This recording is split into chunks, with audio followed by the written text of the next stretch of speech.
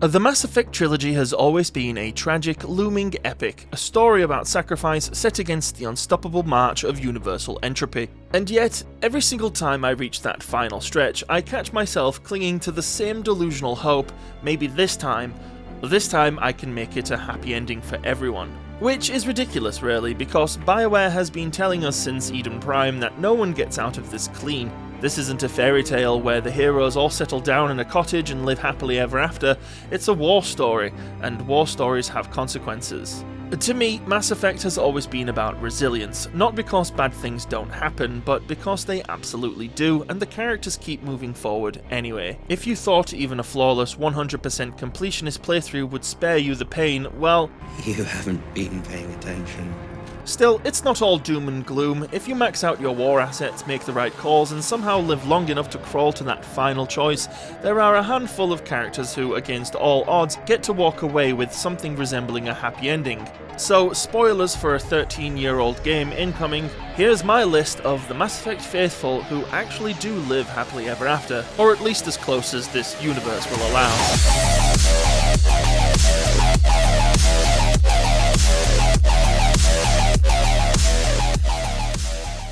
Let's start with everyone's favourite Grandpa Krogan, Urdnot Rex.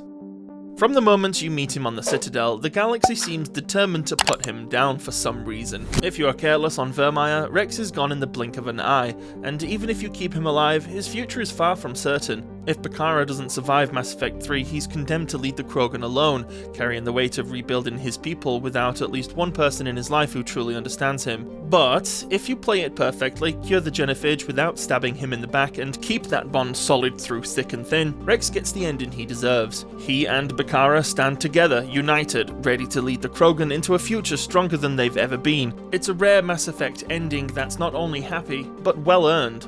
Then there's Samara, a character who basically treats tragedy like it's an old friend. She's lived for centuries, bound to a rigid code so uncompromising it makes paragons look reckless. That code she lives by has forced her into impossible situations, including hunting her own daughters. Now, with Morinth, she's a predator pure and simple. Someone Samara was bound by oath to stop at all costs, even if it meant killing her, and in the end, she does. But her final arc in Mass Effect 3 offers something new for the Justicar: closure.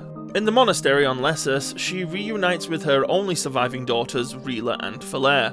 Rila does die a hero, sacrificing herself to stop the Reaper forces, but Falere survives and chooses to remain at the monastery, freeing Samara of the responsibility of having to kill her last daughter. It is a little twisted, yes, but for the first time in centuries, Samara gets to walk away without regret. Oh, and boy did it almost end in disaster. She's still the Justicar, still bound by her oath, but in that rare moment, she has something she's never had before: family. You don't turn your back on family.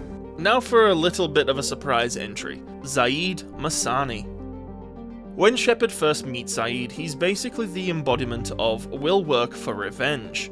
He's brutal, a mercenary, and treats compassion like an optional DLC. When Commander Shepard goes to recruit him, the cost of hiring him is to help him finish out a 20-year-old blood feud. And yet, if he survives the Reaper War, something changes. There's no more contracts, no more vendettas, just Zaid living out his days under the sun, presumably with Jesse, his beloved rifle, never far from reach. It's almost wholesome.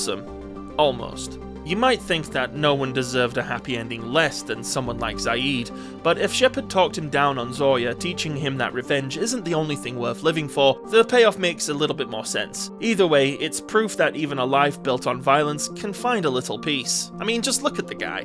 Alright, let's talk about the one that's going to get me roasted in the comments: Jacob Taylor. Yes, that Jacob. Look, Jacob gets a lot of hate. He's often dismissed as one of the weakest characters in the series, and in Mass Effect 3, Bioware all but slaps a "do not romance" sticker on his forehead. No matter how devoted your Shepard was in Mass Effect 2, Jacob moves on, off-screen, and finds love with someone else. Brutal? Absolutely, but here's the thing: it's also proof that Jacob wasn't clinging to a quote, "we might die tomorrow" fling, like so many of the other Mass Effect 2 romances. He knew what he wanted and he went after it. Hate it all you want, but the man made a choice that made him happy in the end. And when you add in that he becomes a father, well, that's a full circle moment. His own dad was a consummate disaster, but Jacob? Well, he gets this opportunity to be better than his father ever was. That's not just a happy ending, it's a complete absolution of your legacy. Before I give you my final pick, I would like to take a quick detour. Anyone who joins the Normandy in Mass Effect 3 gets an honourable mention. Most of them can find happiness, as with Garrus and Tali, but their proximity to Shepard tends to complicate things. Still, if I had to pick one couple from that crew to make the main list, it's EDI and Joker. These two went from sarcastic rivals to one of the most unexpectedly wholesome relationships in the galaxy.